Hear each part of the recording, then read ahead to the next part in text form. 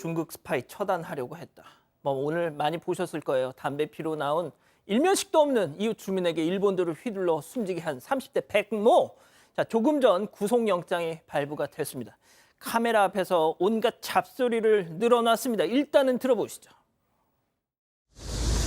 일본도를 왜 샀습니까? 중국 스파이를 처단하기 위해 샀습니다. 범행 당일 일본도 가지고 나온 이유는 뭔가요?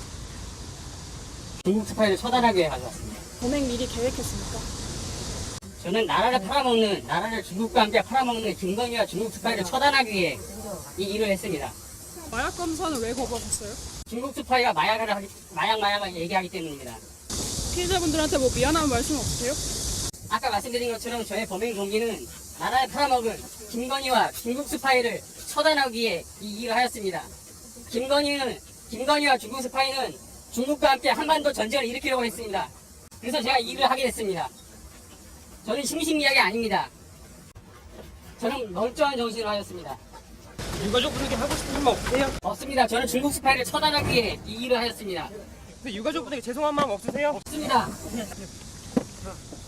정리를 하자면 피해자 그리고 또 유족 미안한 마음 없고 중국 스파이를 처단하기 위해서 한 일이고 중국 스파이가 마약을 해서 난 마약 검사 거부했다는 거고 나 심신미약 아니다라고도 합니다.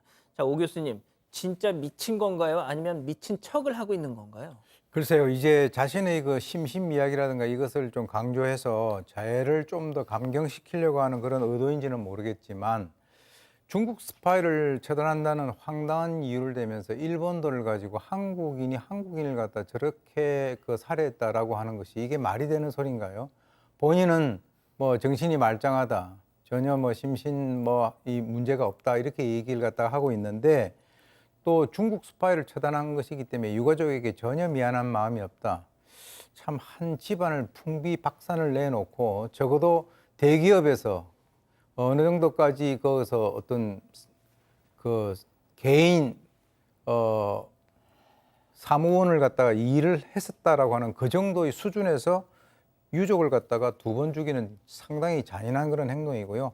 마약 검사 아직 나오진 않았다라고 하는데 마약 검사에서 투약 여부하고 상관없이 저런 종류의 사람은 위험성이 굉장히 크기 때문에 사회로부터 완전히 격리시켜야 될 것으로 보는데 오늘따라 함무라비 법전이 생각나는 그런 사건입니다.